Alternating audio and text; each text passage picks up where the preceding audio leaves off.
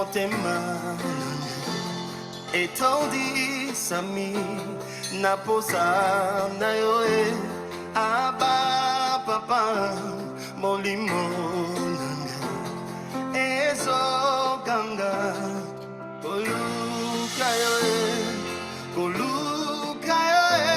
nana kotikateo kotambola na yo osamotema nanga kolanda yo nana kolembateo kungumba mela yo tina bomo idake.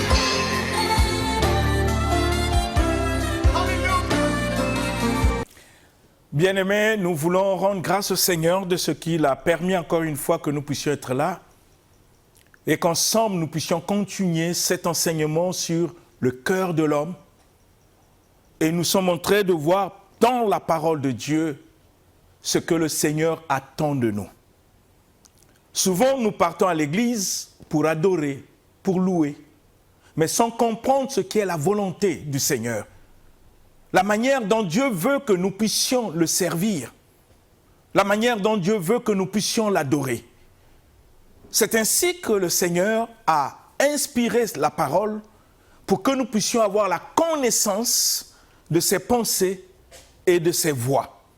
Nous avons lu au cours de cette émission, dans le livre d'Ésaïe, que le Seigneur a dit « Vos voix ne sont pas mes voix, et vos pensées ne sont pas mes pensées. » Je veux que, frères et sœurs, nous puissions réfléchir quand Dieu dit dans sa parole « Ses pensées ne sont pas nos pensées, et ses voix ne sont pas nos voix. » Si nous n'avons pas la connaissance de ses voix, si nous n'avons pas la connaissance de ses pensées, comment pouvons-nous dire que nous sommes en train de servir le Dieu qui a créé le ciel et la terre?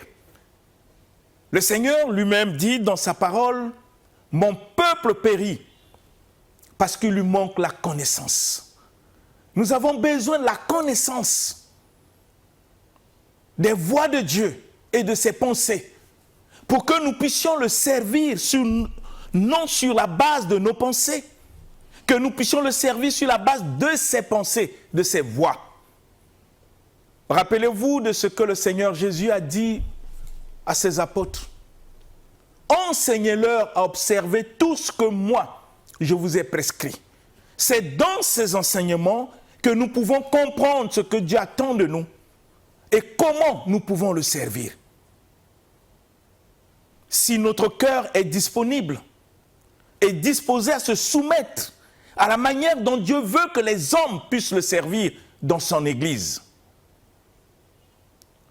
Nous avons vu ce que Dieu nous recommande à l'égard de ses serviteurs, de sa parole. Aujourd'hui, nous allons continuer dans cette même élan et nous allons parler un peu des serviteurs que nous sommes. Qu'est-ce que Dieu nous demande dans sa parole? Que doit faire un serviteur? Parce que c'est bien de proclamer aux gens que tu es serviteur de Dieu. Mais la question, est-ce que tu sers Dieu selon sa parole, selon ses pensées et selon ses voies? C'est bien de prendre des titres. Mais la question, qu'est-ce que nous transportons comme enseignement? Et nous-mêmes, quel est le mode de vie que nous menons? Est-ce que c'est conforme à ce que le Seigneur lui-même a révélé dans sa parole? C'est tout ça l'Église. C'est tout ça être chrétien, bien-aimé. Si nous ne comprenons pas ce que Dieu attend de nous, nous courons un danger en ajoutant des révélations que nous voulons, sans se soucier de ce que Dieu attend de nous. Nous avons vu comment le Seigneur enseigne à des fidèles d'obéir à des conducteurs. Et ton conducteur que Dieu t'a placé comme sentinelle dans son Église, les fidèles que nous sommes en train de conduire doivent se soumettre à la pensée de Dieu en obéissant à ceux dont Dieu a élevé dans l'Église pour nous conduire.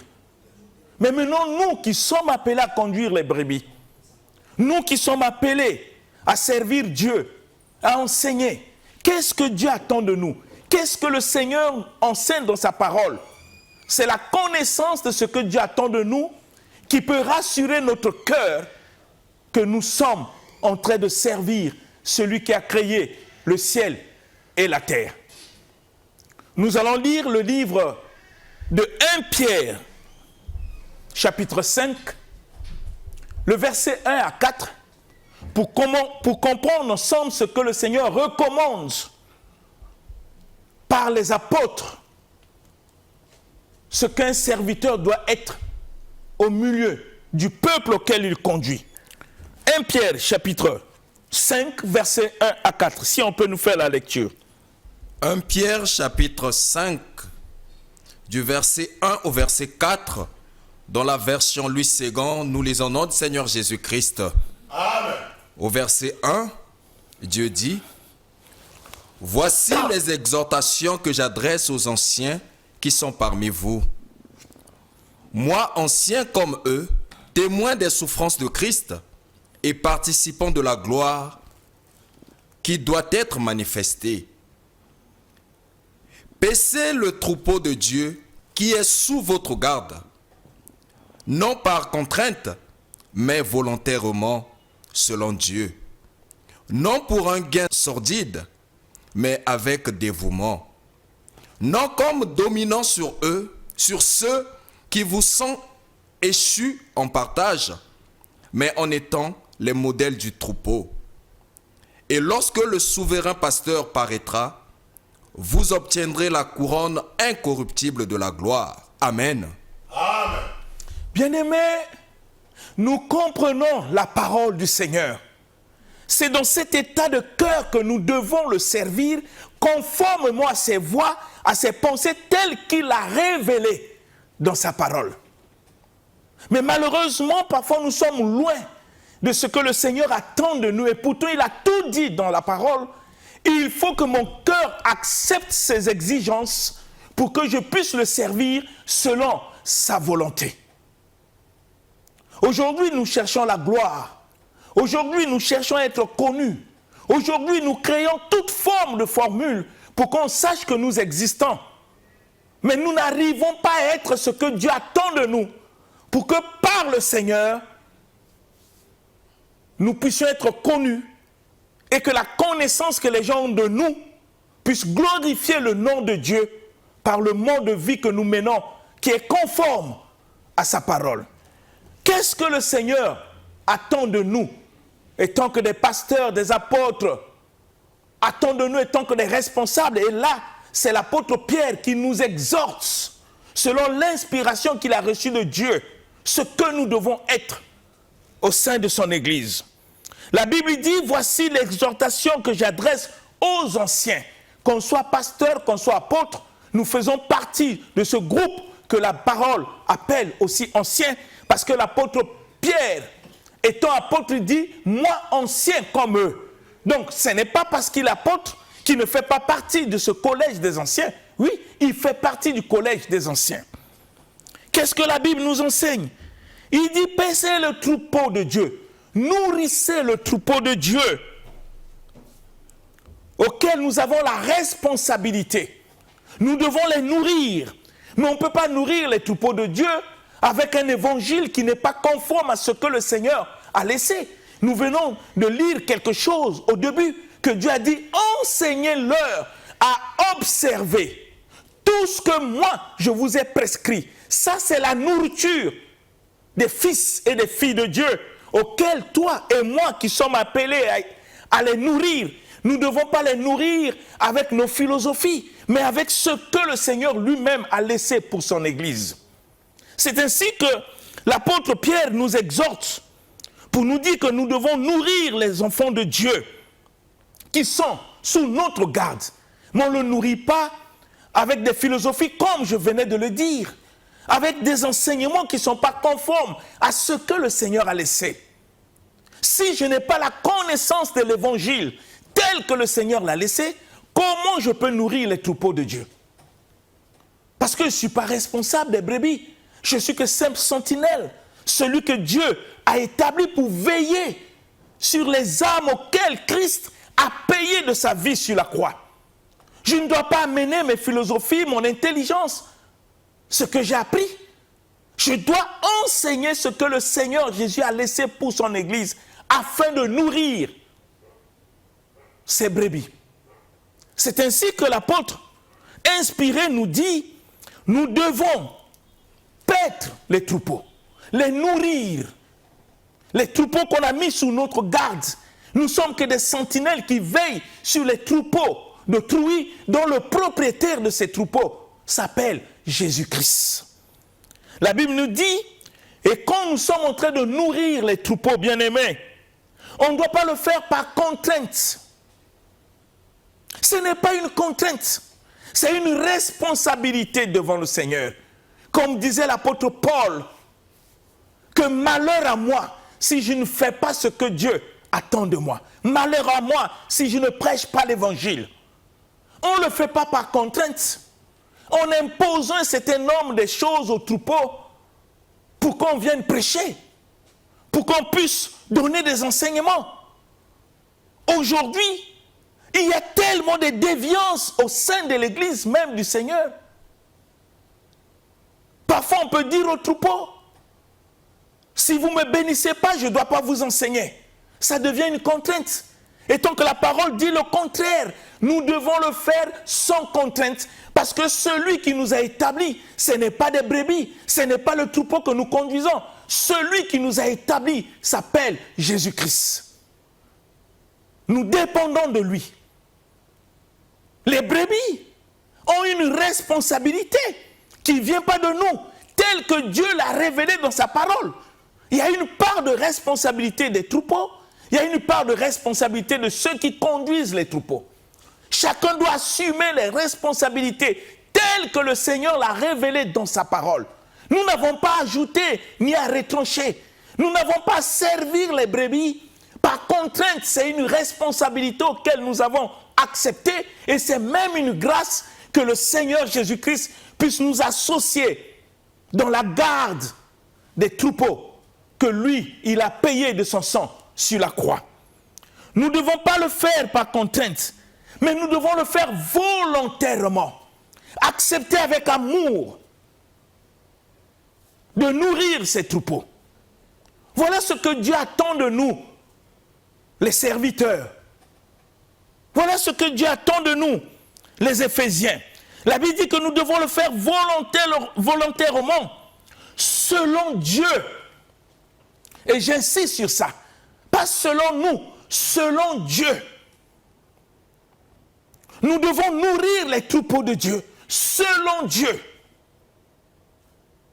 Parce que selon nous, nous sommes en train de donner du poids, des contraintes en pesant des choses que le Seigneur n'a jamais dites dans sa parole. Et lieu que les troupeaux puissent avoir du respect, ils ont comme la crainte, la peur, parce qu'ils sont en face de quelqu'un qui semble comme un dictateur. C'est ce que Dieu refuse. Devenons des serviteurs selon le modèle que Dieu lui-même nous a révélé dans sa parole. Bien-aimés, nous devons garder les troupeaux de Dieu, les nourrir selon Dieu, bien-aimés, pas selon nous, selon Dieu. Vous comprenez pourquoi Jésus a insisté à dire aux apôtres, enseignez-leur à observer tout ce que moi, Jésus, je vous ai prescrit. C'est pour éviter que nous nous amenons au sein de l'Église les enseignements que nous avons glanés là, ramassés là, pour donner aux brebis. Non, il y a les enseignements que Jésus-Christ lui-même a laissés pour son Église. C'est ainsi qu'il nous a dotés du Saint-Esprit pour que nous ne puissions pas commettre des erreurs, pour enseigner exactement ce que le Seigneur lui-même a révélé dans sa parole. Malheureusement, bien-aimés, vous ne pouvez pas comprendre beaucoup des enseignements qui n'ont rien à voir avec ce que Jésus attend de nous, les serviteurs, pour nourrir les brebis. Il y en a tellement beaucoup que nous-mêmes nous avons créé, nous-mêmes nous avons inventé pour avoir du succès, pour qu'on sache que nous prêchons bien. Non, ce n'est pas ça notre responsabilité. Notre responsabilité, c'est de prendre conscience si vraiment nous sommes établis par le Seigneur. Si vraiment c'est Dieu qui a fait de nous apôtres, pasteurs, évangélistes, prophètes et docteurs. Il faut avoir cette conscience pour comprendre quelle est la responsabilité qui pèse sur nos épaules face aux brebis qui sont sous nos gardes que Dieu a données. Qu'est-ce que nous devons leur donner comme nourriture? Qu'est-ce que nous devons leur donner comme parole? Qu'est-ce que nous devons leur donner comme évangile? Sinon ce que Jésus lui-même a prescrit pour son Église.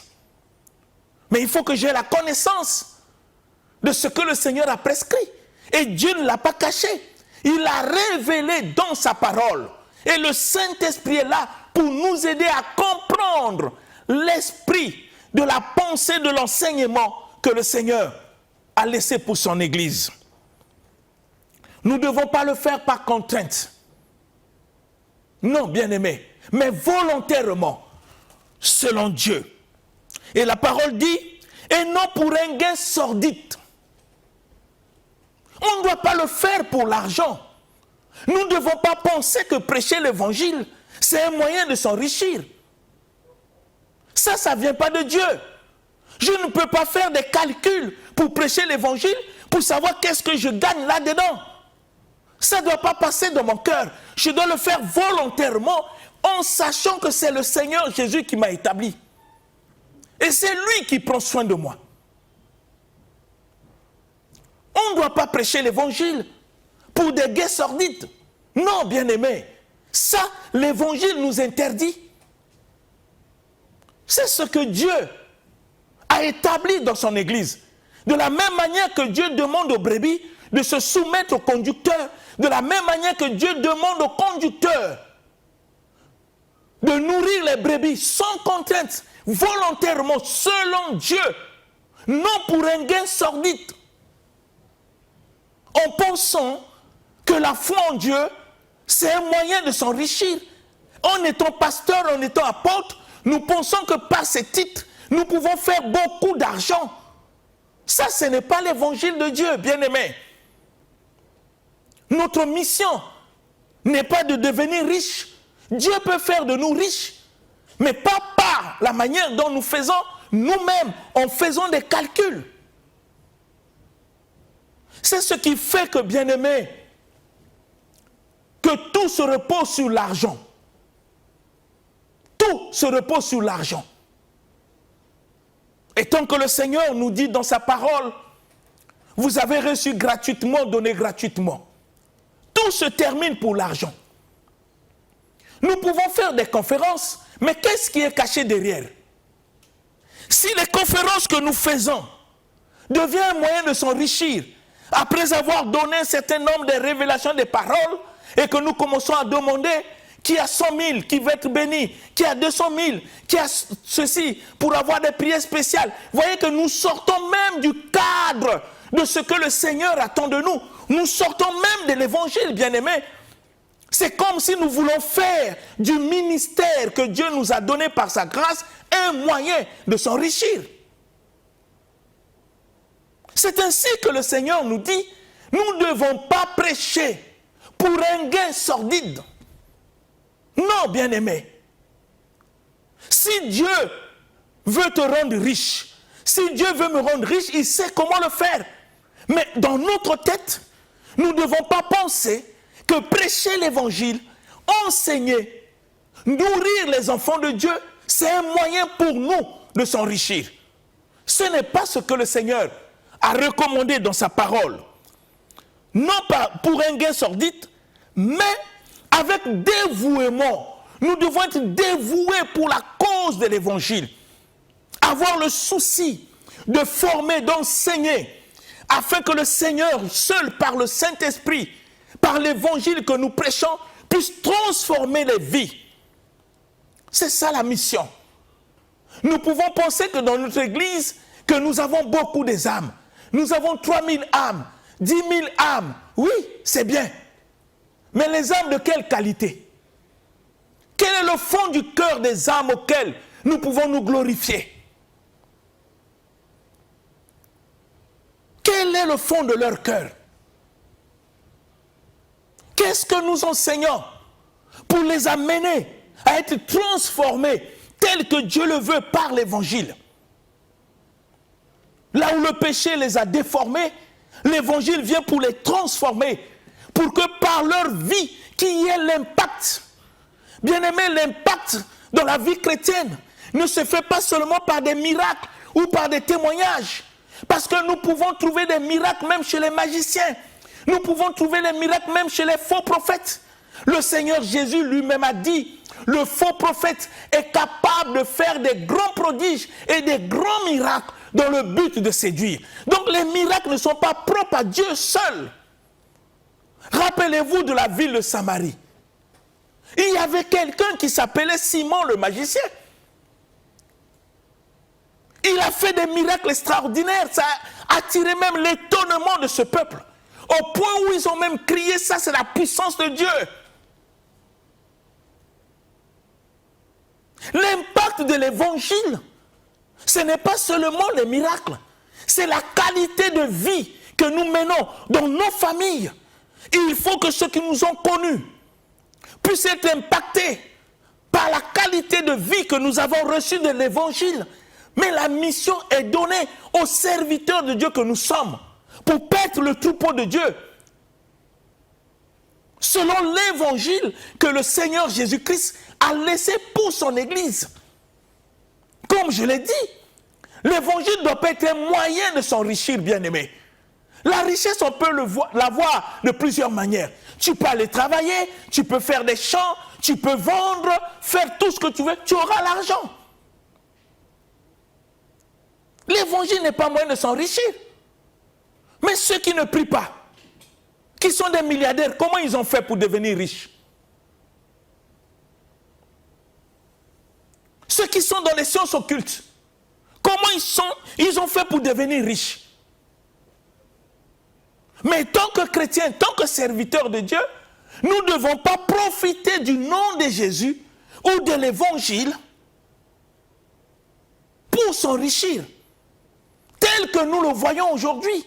Et parfois on se pose la question, où est parti l'évangile que Paul a prêché, l'évangile que Pierre a prêché, l'évangile que les apôtres ont prêché?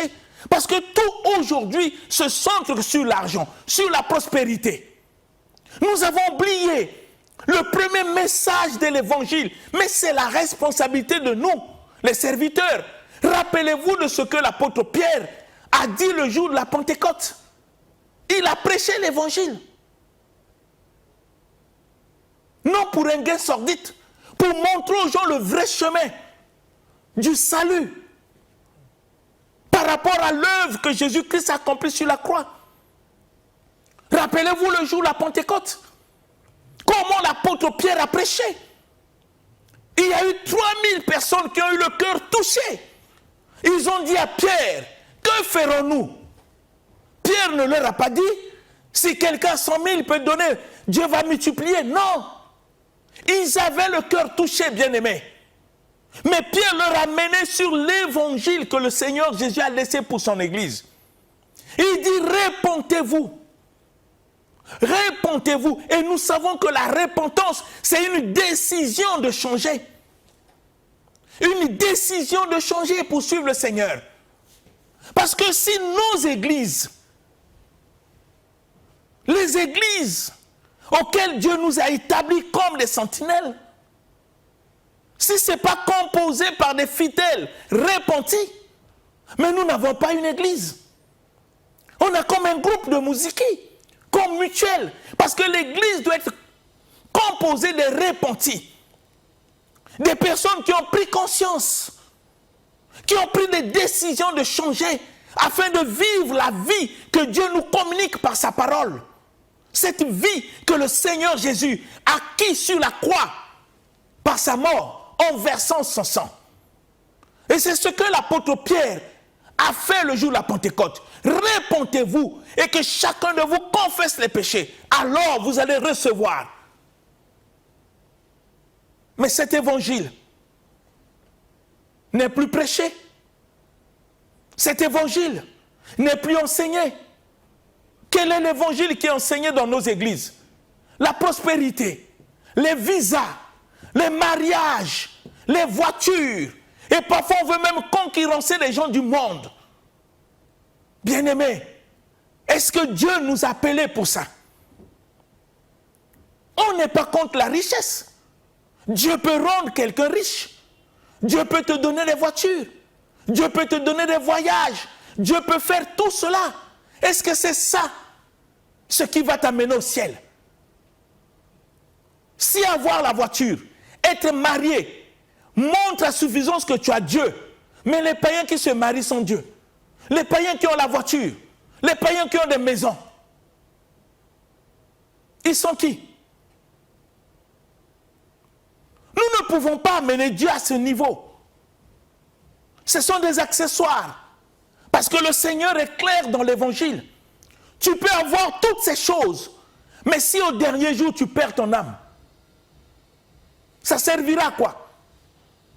C'est pas mauvais d'être riche. C'est pas mauvais d'être prospère.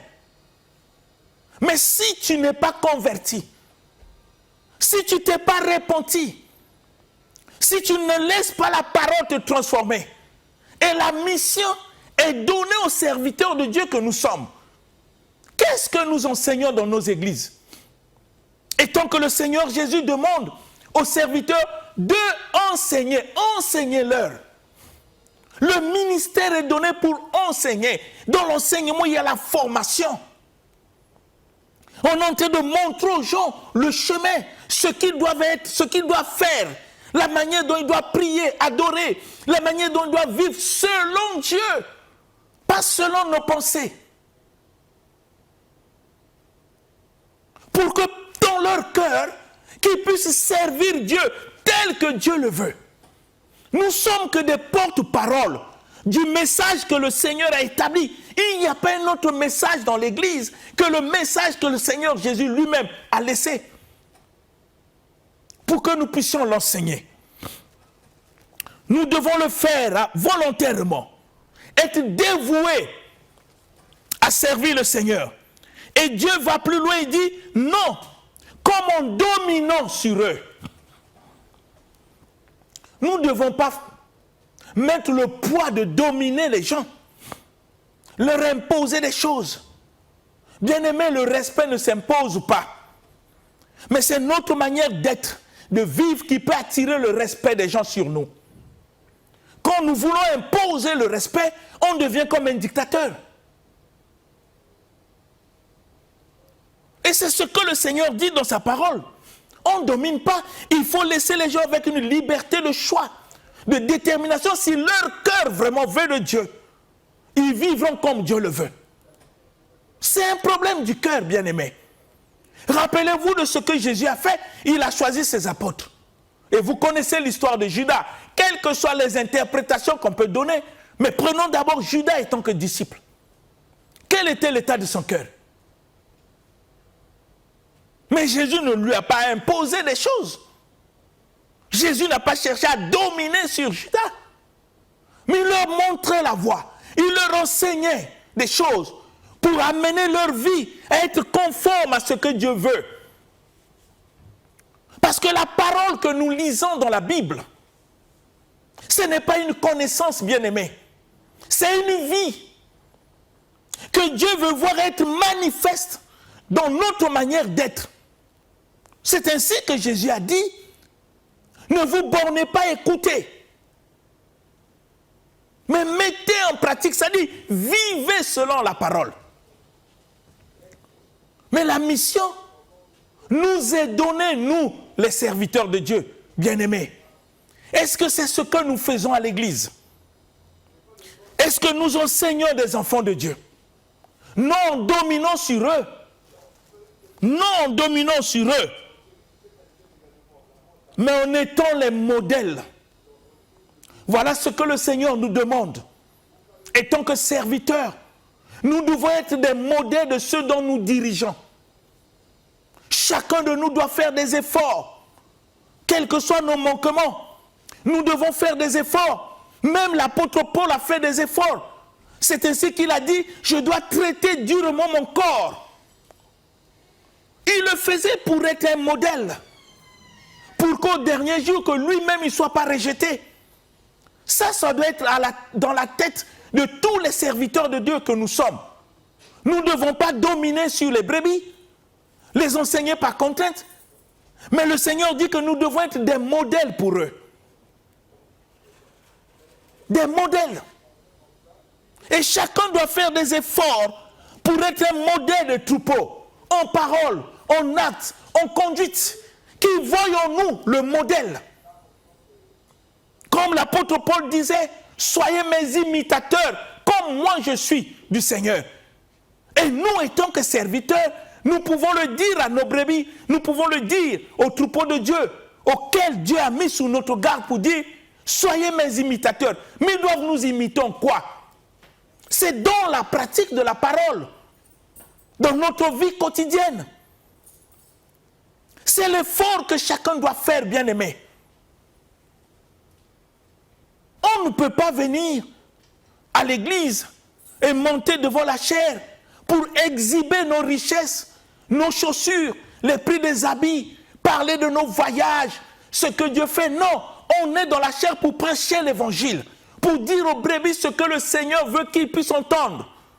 C'est ainsi que Jésus a dit, enseignez-leur ce que je vous ai prescrit. On ne doit pas leur enseigner combien coûte l'habit que je porte. On ne doit pas leur enseigner le prix de la montre que je porte.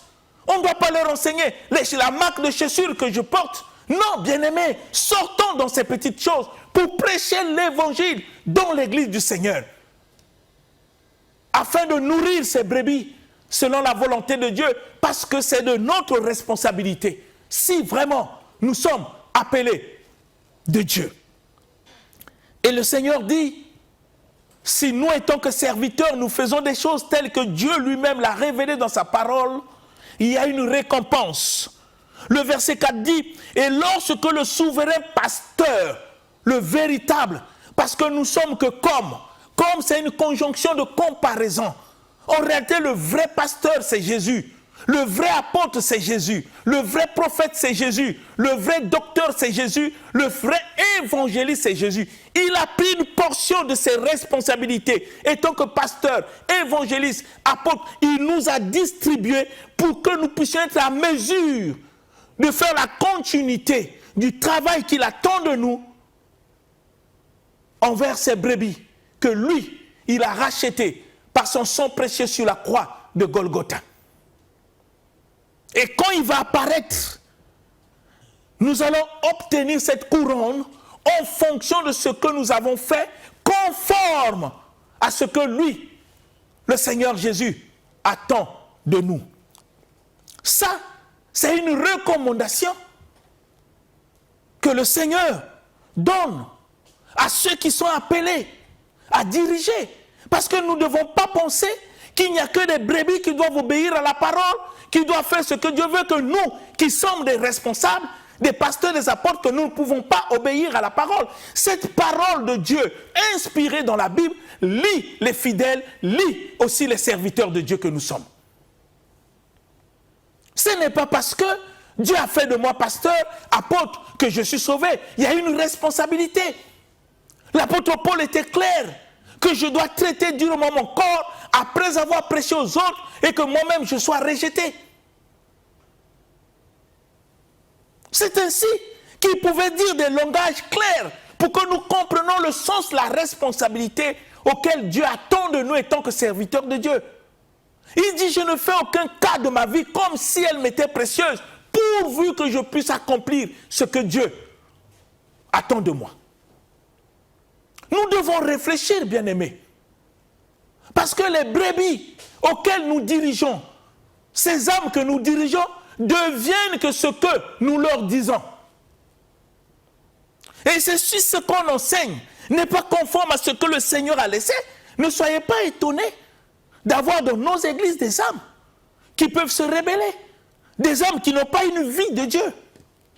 Ne soyons pas étonnés, parce qu'il faut qu'on se pose la question, qu'est-ce que moi j'enseigne? Quel message je donne? Quel enseignement je donne?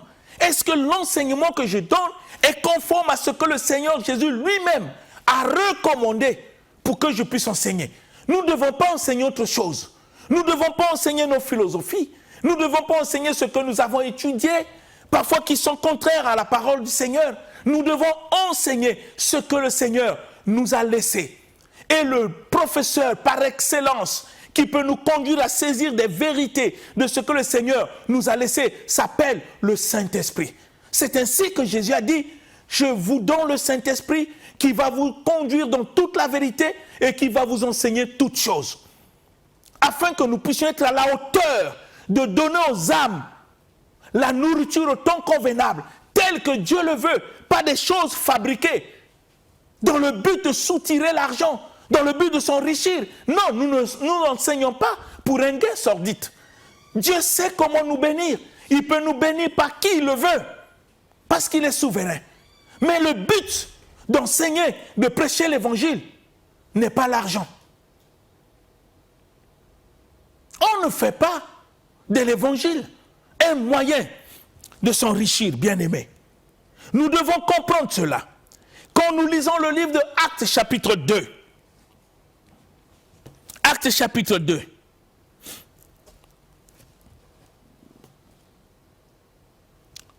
nous lisons le verset à partir du verset 37.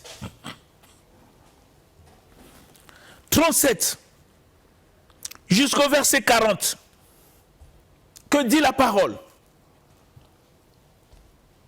Actes chapitre 2, verset 37 à 40. Actes chapitre 2, du verset 37 au verset 40, nous lisons notre Seigneur Jésus-Christ. Amen.